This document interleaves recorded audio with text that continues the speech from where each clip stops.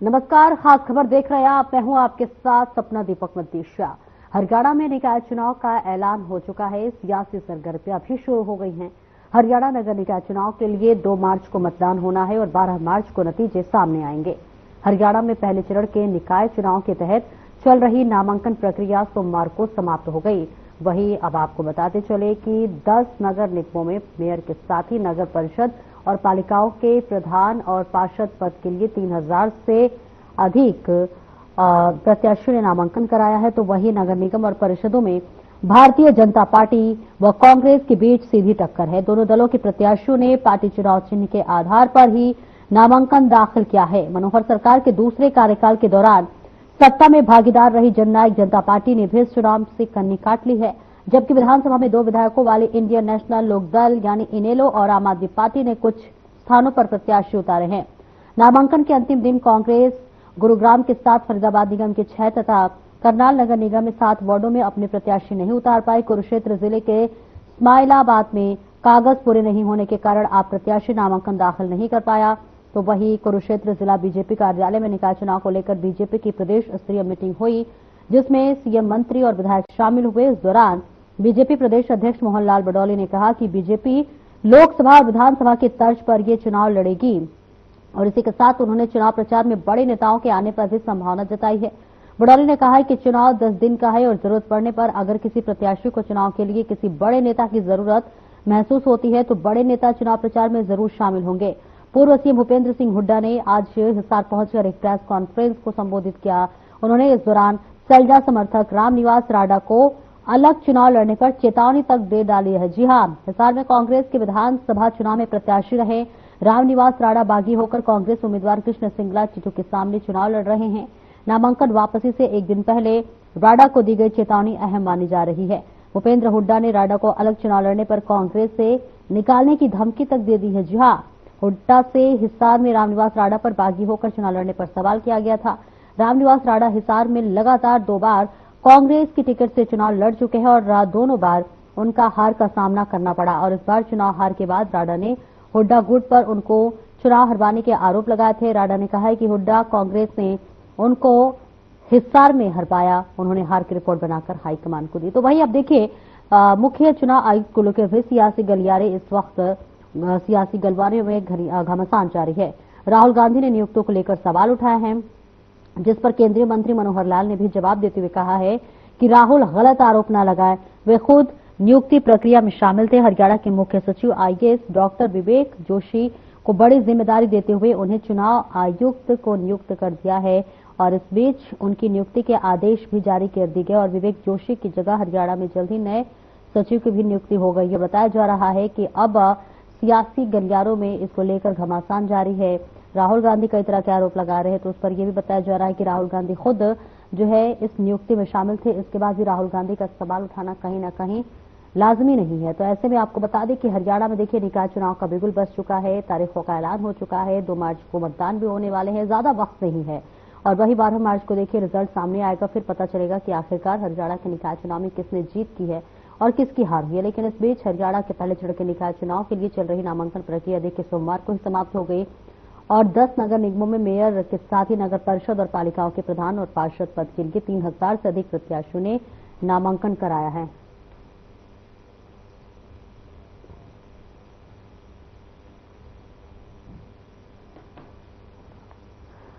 और करेंगे चर्चा इसी पर। हमारे साथ खास मेहमान जुड़ रहे हैं, रामराजी शर्मा बीजेपी से हमारे साथ जुड़ रहे हैं और कांग्रेस से नीरज गुप्ता हमारे साथ जुड़ रहे हैं। नीरज गुप्ता जी, चर्चा की शुरुआत आपसे करूंगी। हरियाणा में अब देखिए अब ज्यादा दिन नहीं बचा हुआ है चुनाव को लेकर और ऐसे में देखिए कांग्रेस में घमासान जारी है। अब देखिए जब आज ही पूर्व मुख्यमंत्री भूपेंद्र हुड्डा ने प्रेस कॉन्फ्रेंस की, जिसमें उन्होंने सैलजा कुमारी के समर्थक रामनिवास राडा पर अब कटाक्ष किया है। उन्होंने कांग्रेस से निकालने तक की धमकी दे डाली है। क्या कुछ चल रहा है सर, कांग्रेस में सब ठीक?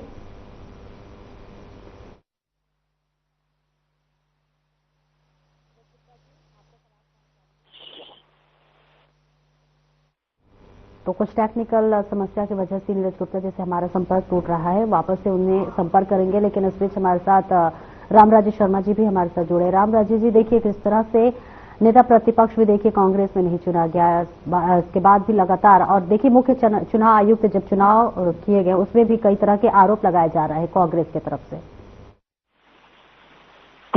देखो, मैं आपको बताना चाहूंगा, जहां तक मुख्य चुनाव की नियुक्ति का सवाल है, इसमें एक प्रक्रिया होती है, नेता प्रतिपक्ष भी इसमें शामिल होता है। बिल्कुल। और इसमें विधि मंत्री और माननीय प्रधानमंत्री जी, राहुल गांधी जी जब इस प्रक्रिया में शामिल थे तो उन आरोप तथ्यों से परे है, निराधार है, बेबुनियाद है, और माननीय केंद्रीय मंत्री मनोहर लाल जी ने उनकी बात का जवाब भी दे दिया है। और ज्ञानेश कुमार जी वरिष्ठ IAS हैं, उनको मुख्य चुनाव आयुक्त, और हरियाणा के मुख्य सचिव, ये बड़े हरियाणा के लिए गौरव की बात है, हरियाणा के मुख्य सचिव थे, अभी उन्होंने रिजाइन दे दिया है, डॉक्टर विवेक जोशी जी, उनको चुनाव आयुक्त बनाया गया है, नियुक्त किया गया है। मैं प्रदेश की जनता की तरफ से उनको हार्दिक बधाई एवं शुभकामनाएं देता हूं और उनके उज्जवल भविष्य की कामना करता हूं। जिस तरह से हमारे देश की जनता ने तीसरी बार हमारी सरकार बनाई, विश्व के सबसे लोकप्रिय और ताकतवर प्रधानमंत्री आदरणीय नरेंद्र मोदी जी को तीसरी बार प्रधानमंत्री कुर्सी पर बिठाया, उनकी अगुवाई में हमारा देश बढ़ रहा है, रक्षा के क्षेत्र में आत्मनिर्भर हुए हैं, आर्थिक दृष्टि से मजबूत हुए हैं, और जिस तरह से हमने कभी सपने में भी नहीं सोचा था भाई एक भव्य ऐतिहासिक राम मंदिर का निर्माण अयोध्या धाम में होगा।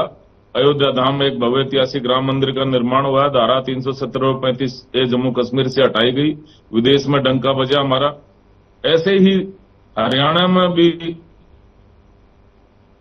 हमारे बहुत डॉक्टर नायब सिंह सैनी हो गए, मैं इनको बधाई देता हूं, उनको उनके उत्कृष्ट कार्य के लिए, उनके समर्पण के लिए, जिस तरह से जनता की सेवा में वो समर्पित रहते हैं 24 घंटे, और जनता में जिस तरह से उनकी पॉपुलरिटी बढ़ती जा रही है, छत्ती बिरादरी को साथ लेकर चलते हैं, उनके इस कार्य के लिए उनको मानक उपाधि से नवाजा गया है, डॉक्टरेट की उपाधि से नवाजा गया है। अब डॉक्टर नायब सिंह सैनी होंगे वो, उनका नाम। मैं उनको इस बात के लिए, प्रदेश की छत्ती बिरादरी की जनता के लिए, इस उत्कृष्ट कार्य के लिए मैं बधाई देता हूं आदरणीय डॉक्टर नायब सिंह सैनी जी को। उनकी अगुवाई में हमारा प्रदेश बहुत आगे बढ़ रहा है। जिस तरह से देवतुल्य जनता जनार्दन दिल्ली की ने हमारे को आशीर्वाद दिया, शपथ बहुमत से हमारी सरकार बनाई, 48 सीट जिता के दी, मैं इसके लिए भी दिल्ली की देवतुल्य जनता जनार्दन का हार्दिक आभार प्रकट करता हूं। ये छत्ती बिरादरी की जीत है, देवतुल्य जनता जनार्दन की जीत है, विश्व में सबसे लोकप्रिय और ताकतवर प्रधानमंत्री आदरणीय मोदी की जीत है, उनकी नीतियों की जीत है, उनकी सिद्धांतों की जीत है। हमारे चाणक्य के रूप से विख्यात प्रसिद्ध रणनीतिकार सरदार पटेल जी के बाद में लौह पुरुष के नाम से जाने जाने वाले आदरणीय अमित शाह जी की चाणक्य नीति की जीत है, वो हमारे माननीय गृह मंत्री जी हैं। आदरणीय मनोहर लाल जी ने वहां मोर्चा संभाला, उन्होंने बहुत अच्छा मैनेजमेंट दिया, हमारे हरियाणा के नेताओं की ड्यूटी लगाई, ये उनकी जीत है। हरियाणा के सभी नेता गए थे, मेहनत की, उनकी जीत है। और जिस तरह से माननीय मुख्यमंत्री जी ने केजरीवाल जी की आरोपों का जवाब दिया, उन्होंने, केजरीवाल ने कहा था भाई यमुना नदी में को हरियाणा पवित्र करके भेज रहा है, उसमें जहर मिला के भेज रहा है, और जहर का पानी दिल्ली वालों को पिलाने के लिए भेज रहा है। माननीय मुख्यमंत्री जी ने उनको ललकारा और उनकी झूठ का पर्दाफाश किया। उन्होंने पल्ला घाट में, जो अंतिम छोर है हरियाणा का, वहां जाकर उनको कहा, केजरीवाल जी मैं पानी पीता हूं, माननीय हमारी माता यमुना नदी का मैं पानी पीता हूं, और आगे दिल्ली को आपको स्वच्छ पानी भेज रहा हूं, आप भी राजघाट पर जहां महात्मा गांधी जी विराजमान है, आप ये पानी पीजिए और इसमें यमुना मैया में आप स्नान कीजिए, और नहीं तो दिल्ली की देवतुल्य जनता जनार्दन से और हरियाणा की देवतुल्य जनता जनार्दन से आप माफी मांगिए। और जनता ने उनका झूठ का पर्दाफाश भी कर दिया। अब उनकी दुकान बंद हो चुकी है, और 3 तरफ से हरियाणा की सीमाएं दिल्ली से अटैच हैं। हरियाणा की हमारी रिश्तेदारियां भी हैं, हमारे ज्यादातर हरियाणा वासी वहां दिल्ली में वास करते हैं, हमारी नौंदानंदार है, हमारा भाईचारा है, लिहाजा इसका असर छोटी सरकार के चुनाव में भी जरूर पड़ेगा, निकाय चुनाव में जरूर पड़ेगा।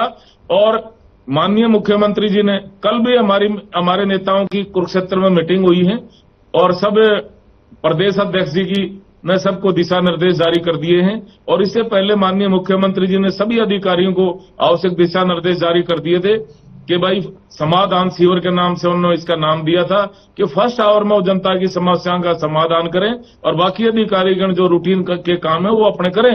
और इसी संदर्भ में सभी एमएलए, सभी मंत्रीगण, सभी एमपीज और सभी वरिष्ठ कार्यकर्ता, सभी नेताओं की सबकी ड्यूटी लगा दी थी वह जनता की समस्याओं का समाधान करें, जनता के बीच में रहें। और जिस तरह से मुख्यमंत्री जी की पॉपुलरिटी जन जन को भारी है, छत्ती बिरादरी का आशीर्वाद उनके साथ है, युवा शक्ति उनके साथ है, महिला शक्ति का आशीर्वाद है, मैं दावे के साथ कह सकता हूं छोटी सरकार में हर जगह कमल खिलेगा और ऐसे ही हम जनता की सेवा करते रहेंगे।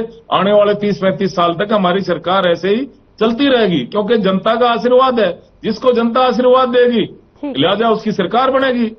ट्रिपल इंजन की सरकार हमारी बनने जा रही है, डबल इंजन की सरकार हमारी बहुत बढ़िया काम कर रही है और जिस तरह से जनता का आशीर्वाद मिल रहा है, हमारा हर कार्यकर्ता जनता के बीच में समर्पित रहता है और केजरीवाल की झूठ का पर्दाफाश हो गया है। कांग्रेस तीसरी बार आ रही है, वहां पे पहले फर्स्ट टाइम में 0/0 एक भी सीट नहीं आई, सेकंड टाइम में 0/0 एक भी सीट नहीं आई, थर्ड टाइम में एक भी सीट नहीं आई, 0/0। और जिस तरह से कांग्रेस के नेताओं में भागम भाग लग रही है, कांग्रेस के नेता छोड़ छोड़ के भाग रहे, मैं आपको बताऊंगा। इनके एमएलए बिशन लाल सैनी ने कांग्रेस छोड़ा, हिसार से नगर निगम के पूर्व चेयरमैन जिनके बारे में आप बता रहे थे अभी, रामनिवास राणा ने पार्टी छोड़ दी है, युवा कांग्रेस के जिला अध्यक्ष रोहित ने पार्टी छोड़ दी है, हिसार लोकसभा के पूर्व प्रधान भूपेंद्र ने भी पार्टी छोड़ दी है। ये सैकड़ों कार्यकर्ता माननीय मुख्यमंत्री जी की अध्यक्षता में इन्होंने भाजपा ज्वाइन कर ली है। माननीय मुख्यमंत्री जी में आस्था जताई है, भाजपा में आस्था जताई है। ऐसे ही करनाल भी इनका खाली हो गया है। इनके जिला संयोजक सरदार त्रिलोचन सिंह जी 2 बार जो विधानसभा चुनाव लड़ चुके हैं वो भी भाजपा में आ गए हैं। इनके पूर्व जिला अध्यक्ष अशोक खुराना वो भी भाजपा में आ गए। निकाय समिति के इनके जिला संयोजक पंकज गाबा भी भाजपा में आ गए हैं और जो इनके बीजेपी इसके उम्मीदवार थे आम आदमी पार्टी के वो सुनील बिंदल वो भी भाजपा में आ गए हैं। हर जगह भाजपा भाजपा हो रही है, हर जगह भाजपा का डंका बज रहा है, हर जगह कमल खिलने जा रहा है। और 45 साल तक सरदार त्रिलोचन सिंह जी 45 साल तक कांग्रेस में रहे। उन्होंने कहा वह 45 साल में कुछ नहीं मिला, खाली कांग्रेस तो ढकोसला और इसको जो छोड़ देगा वो फायदे में रहेगा। ये भागम भाग लग रही है कि पुराना कार्यकर्ता इनका टिकट लेने वाला था नहीं, नए जो इनके बकाई में आ गए पकड़ के इन्होंने टिकट थमा दिए, मेयर का भी, पार्षद का भी, और बाकी खाली रह गए क्योंकि और मिला है नहीं, इनके बकाई में कोई आया ही नहीं। तो जिस तरह से मैं आपको बताना चाह रहा था, जनता का आशीर्वाद हमारे को मिल रहा है, छत्ती बिरादरी का हर जगह कमल खिलने जा रहा है। जी ठीक है, नीरज गुप्ता जी आपके पास आना चाहूंगी। देखिए पूर्व सीएम भूपेंद्र हुड्डा ने प्रेस कॉन्फ्रेंस की, सैलजा के कुमारी सैलजा के समर्थक जो है रामनिवास राणा को देखिए उन्होंने धमकी तक दे डाली है कि अब आपको कांग्रेस से निकाल दिया जाएगा। हरियाणा में सब कुछ ठीक, कांग्रेस में सब कुछ ठीक है। जब बड़ा परिवार होते छोटी मोटी बातें चलती रहती हैं। इनको अनिल विज ने न्याय सैनी के बारे में क्या कहा ये आपको पता है, सारी बात पता है। तो इन बातों का इंटरनल मैटर है, परिवार में छोटे मोटे झगड़े होते रहते हैं। जब चुनाव का समय तब एक है। देखिए हमारी पूरी नगर निगम की चुनाव की पूरी तैयारी है। कल फरियाद में हमारे प्रदेश इस प्रदेश अध्यक्ष में उदय भान जी ने हमारी मीटिंग ली है, कल फरियाद की मीटिंग ली है। डिस्ट्रिक्ट वाइज वो जा रहे हैं और यहाँ जितने भी कैंडिडेट को बताया गया किस मुद्दों पर मैं चुनाव लड़ना है क्या नहीं। लेकिन मैं आपसे ही कहना चाहता हूँ, हमेशा जी बिल्कुल ये भी देखा जाता है, चाहे लोकसभा चुनाव, विधानसभा चुनाव कोई भी हो, जब चुनाव की तारीखें नजदीक आती हैं कांग्रेस में खींचतान होता ही रहता है। तो जनता का फिर कहीं ना कहीं विश्वास तो खो रही है ना कि कांग्रेस चुनाव मुद्दे पर लड़ेंगे। लेकिन मैं इनकी एक बात करता हूँ, आज ये चुनाव हरियाणा में ऐतिहासिक पल है, 3 साल बाद चुनाव हो रहे हैं। देखिए खुद ही चुनाव से भागते रहे। हम तो 3 साल से पहले कहते रहे चुनाव कराओ। इन्होंने अपने पार्षदों से बोला था कि हम 2-2 करोड़ रुपए की ग्रांट देंगे, आप क्षेत्र में विकास कराइए। आप देखिए पूरे हरियाणा में सारे इन्होंने अपने उम्मीदवार बदल डाले। आप इनसे बदल सकते, ये फेलियर खुद ही है। अगर उन उम्मीदवार में विश्वास है तो उन्होंने अपने उम्मीदवार क्यों बदले? सब जानते हैं ये सरकार बनने के बाद इस मौके का फायदा उठाए कि सरकार बन गई है, उसका फायदा उठाइए, इसलिए इलेक्शन कराए जा रहे हैं। वरना आप ये कहते 3 साल जब आपको 5 साल पूरे हो गए तभी इलेक्शन पूरे कराने चाहिए थे, तब क्या दिक्कत थी? चलो एनीवे इलेक्शन में देर आए दुरुस्त है। देखिए हमारा हर डिस्ट्रिक्ट में मुद्दों वाइज मानेसर हो, चाहे फरीदाबाद हो, चाहे गुड़गांव हो, चाहे रोहतक को, सब जगह तैयारी पूरी है। आज देखिए वो सारी प्रक्रिया नाम कटने की प्रक्रिया या लास्ट तारीख है, जिन्होंने नाम लेने वापसी सीधे सब हो जाएंगे और कल से प्रचार शुरू हो जाएगा। प्रचार तो लगभग शुरू हो चुका है। हमारे सभी कैंडिडेट को आदेश है कि निर्देश दिए गए डोर टू डोर कन्वेंसिंग करें और जनता की नेताओं को बताएं इन्होंने कैसे झूठ बोला, कैसे अब तक देखिए 1,80,000 की वो जो कर्मचारी की योजना थी फ्री में मकान देने की, सस्ते मकानों पे, वो कैसे इन्होंने यू टर्न दिया। जनता के मुद्दों पर जाएंगे, 2100 रुपए खाते में नहीं आया अब तक, ना 500 ओवर सेंटर आया। कैसे इन्होंने सरकार को बेवकूफ बनाया, कैसे सरकार एक बेवकूफ बना रही है, कैसे भावना खेल रही है, वो हम ग्राउंड पे लाके हमने मुद्दे तैयार किए वहां नगर निगम से रिलेटेड। क्या इन्होंने झूठा फरियाद में 200 करोड़ का नगर निगम घोटाला, संसार का ऐसा घोटाला है जिसमें बीमा पेमेंट के 200 करोड़ की पेमेंट होगी, सिर्फ अफसरों पर गाजगिरी क्योंकि जो उसका पोर्टफोलियो मिनिस्टर था कहीं दूर तक नामो निशान नहीं। और हमारे माननीय प्रधानमंत्री मिनिस्टर की बात करते हैं कि जब ऑडिट होगा, दिल्ली की पहली विधानसभा होगी तो उसमें ऑडिट लाके जिन्होंने भ्रष्टाचार के उल्लंघन करेंगे। भाई ये कानून सिर्फ क्या दिल्ली पे लागू है? जहां की सरकार है वहां लागू नहीं है। आपने सत्ता ले ली दिल्ली की तो वहां लागू कर रहे हैं, आप अपनी सरकार में क्यों नहीं कार्रवाई करते? आज 12 साल हो गए, हमने तो नगर निगम में भ्रष्टाचार का मामला उठाया था, उसके बाद शराब घोटाला हुआ, हरियाणा में चावल घोटाला हुआ, किस पे संज्ञान लिया? सिर्फ नरेंद्र मोदी जी वहां लोगों को बेवकूफ बना रहे, सिर्फ इतनी भाषा बोलते हैं कि पहले विधानसभा होती है ऑडिट होगी। अरे अपनी सरकार का तो ऑडिट कराइए 10 साल में। आपका खेल मंत्री या केंद्रीय राज्य खेल मंत्री उन पर यौन शोषण के रोकोगे, कोई कार्रवाई नहीं, कुछ भी ये जो किसी से रजिस्ट्रेशन लेते ही नहीं, क्योंकि पिछली बार तो सरकार, इस बार तो सरकार बैसाखियों के सारे टिकी पड़ी है, सेंट्रल सरकार, इनकी कीमत नहीं है। वैसे कहते हैं जीरो टॉलरेंस पॉलिसी, बतेगा जीरो टॉलरेंस पॉलिसी बताइए, क्या इन्होंने भ्रष्टाचार पर कार्रवाई कह रहे थे, काला धन लाएंगे, है नोटबंदी से क्या फायदा हुआ? देखिए वो तो मैं उस मुद्दे में नहीं जाना चाहता, हम नगर निगम के मुद्दे पे कर रहा हूँ। ये भाई साहब मेरे सेंटर की बात करते तो मैं ये बात छेड़ता हूँ। हमें नगर निगम मुद्दों पर चुनाव लड़ेंगे, जो बिजली की समस्या, पानी की समस्या, जो सीवर की समस्या, सड़कों की समस्या, वो सारा रोड मैप तैयार है और हम जनता के बीच जा चुके हैं। कल से हमारी तैयारी पूरी हो चुकी है। आगे आप देखना फरियाद में कड़ाई टक्कर है। बाकी किसी जिले में रोहतक को माने सब एक तरफ सरकार बनेगी। रोहतक में देखिए ना, क्या भगवान ने चाहता तो हम खाता नहीं खुलने देंगे, क्योंकि रोहतक में उड्डा साफ करवाओ, उड्डा तो पूरी कांग्रेस समाज की 6 की विधानसभा, सोनीपत हुआ, अंबाला हुआ। हाँ, फरियाद में हम खाता टक्कर दे देंगे, कड़ी टक्कर का मुकाबला, क्योंकि फरियाद में सिर्फ हमारी एक ही विधानसभा सीट है, कहने में मुझे कोई गुरेज नहीं, इसलिए वहां में कड़ी मेहनत करनी पड़ रही है। रामराजे शर्मा जी जवाब दे दीजिए। वादे पूरी नहीं कर रही है, भ्रष्टाचार का मामला, तमाम बातों का जिक्र किया नीरज जी ने, जवाब दे दीजिए। रामराजे जी अब तक आवाज पहुंच पा रही है मेरी? हाँ, आवाज आ गई जी, अब आ गई। देखो मैं आपको बताना चाहूंगा, जो पार्टी भ्रष्टाचार की गंगोत्री हो, जिनकी भ्रष्टाचार में बई गड़गी हो, वो दूसरे के ऊपर आरोप लगाना ये शोभा नहीं देता। आपको पता है कांग्रेस के टाइम में पूरी किताब लिखी जा सकती, इतने घोटाले हुए कांग्रेस के टाइम में। ये सेक्शन 4(6) का नोटिस थमा देते थे, किसान को डरा धमका देते थे और सस्ते भाव में जमीन अड़प लेते थे, महंगे भाव में बिल्डर को बेच देते थे। ये इनका इतिहास है।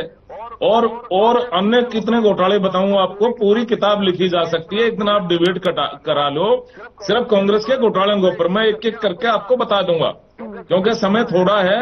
मैं संक्षेप में बताता हूं। इनके शमशेर गोगी जी इनके एमएलए कैंडिडेट थे, इनके एक्स एमएलए हैं।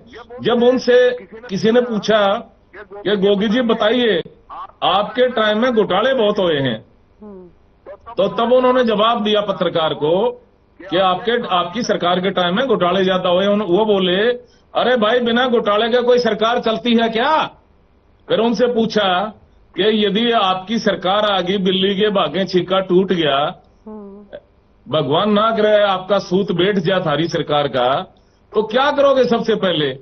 उन्होंने कहा, भाई पहले तो अपना घर भरेंगे, फिर अपने सगे संबंधियों के घर भरेंगे, फिर बाद में देखेंगे जनता को। इसका मतलब जनता बाढ़ में जाए पहले अपना घर भरेंगे। ये तो इनके एमएलए कैंडिडेट की स्टेटमेंट है। अच्छा, दूसरे में ये भाई जहां फरीदाबाद से आते हैं, उन्होंने भर्ती दफ्तर खोल दिया। भाई मेरिट का तो मुझे पता ना है, मेरिट के वो है। भाई 200 नौकरियां मेरे बांट रहा होंगी, 50 वोट पाओ और एक नौकरी ले जाओ।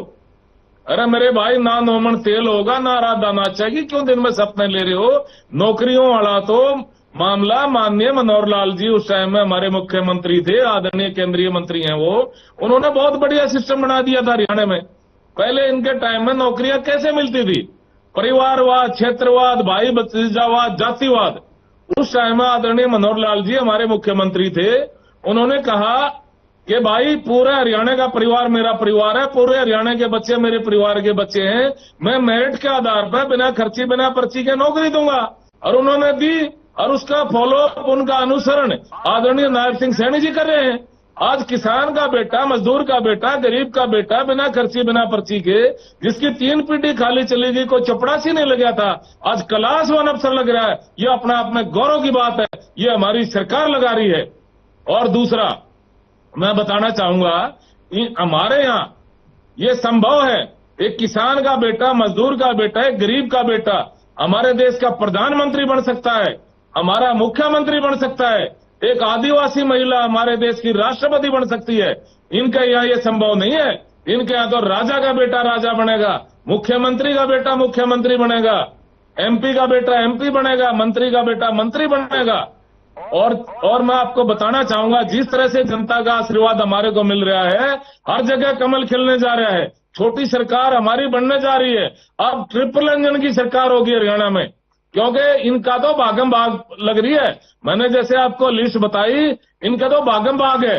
हर आकृति इनके कार्यकर्ता का मनोबल डाउन हो गया, क्योंकि दिल्ली में तीसरी बार हार गए और 5 सीट इन्होंने ठगी ठोरी में जीत ली थी। इन्होंने झूठ बोला था, आरक्षण खत्म कराया जा रहा है, संविधान बदला जा रहा है, बहनों के खाते में 1 लाख आएंगे, 8,500 रुपए महीना आएंगे, खटाखट फटाफट। वो झूठे गारंटी कार्ड तक इन्होंने बहनों को बांट दिए थे। बहनों को गारंटी कार्ड ले लेके इनके पीछे भाग रही थी, ये भागे फिर रहे थे। इनकी कार्ड की हंडी चढ़नी थी और चढ़ चुकी थी 5 सीटों में, जनता जाग चुकी थी। अब इसलिए विधानसभा चुनाव में ये हार के थे, विधानसभा चुनाव में ये हार के थे, इसलिए आ रहे थे। जनता में प्रतिशोध की भावना थी, जनता ने बदला लिया, उनकी ठगी ठोरी की दुकान बंद कर दी जनता ने। ये आगे ट्रिपल इंजन की सरकार हमारी बनने जा रही है। इनका कांग्रेस में तो भागम भाग है, कांग्रेस का कोई झोला उठाने वाला नहीं मिलेगा आपको, देख लेना जी। सरकार का आरोप आप लगा रहे थे, लेकिन देखिए तमाम बातों का जिक्र करते हुए रामराजन ने कहा कि अगर कांग्रेस का जिक्र कर ले तो पूरी एक किताब लिखी जा सकती है भ्रष्टाचार पे। अरे ये क्योंकि आपके बयान सामने आया था विधानसभा चुनाव के दौरान, ये सभी ने देखा था। ये तो किताब अपने ऊपर ही पूरी लिख सकते हैं, इससे बातें बन रही है ना दुनिया भर की झूठ, ठगी चोरी ऐसे वर्ड यूज करता है जैसे क्रिमिनल माइंड का हो। ये इसकी भाषा देखिए ना, ये कोई सभ्य भाषा होती है ठगी चोरी? ये ठगी चोरी खुद करते हैं। इस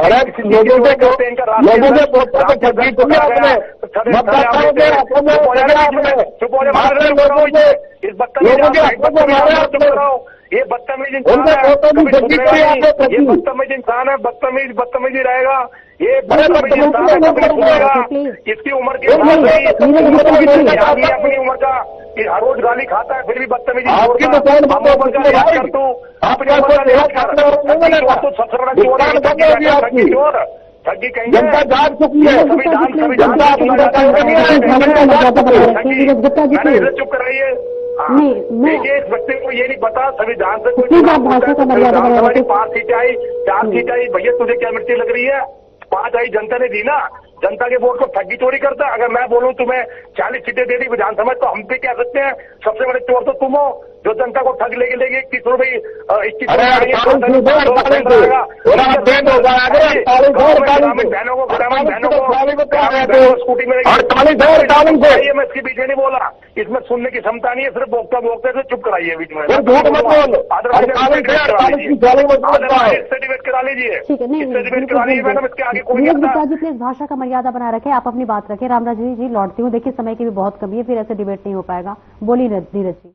21 रुपये ठगी किसने करी? 500 रुपये गैस सिलेंडर कब आएगा? इसकी ठगी किसने करी? जनता ये भी जानती है। ग्रामीण में लड़कियों को स्कूटी देने का वादा किया था, वो ठगी किसने करी? जनता सब जानती है ठगी किसने करी।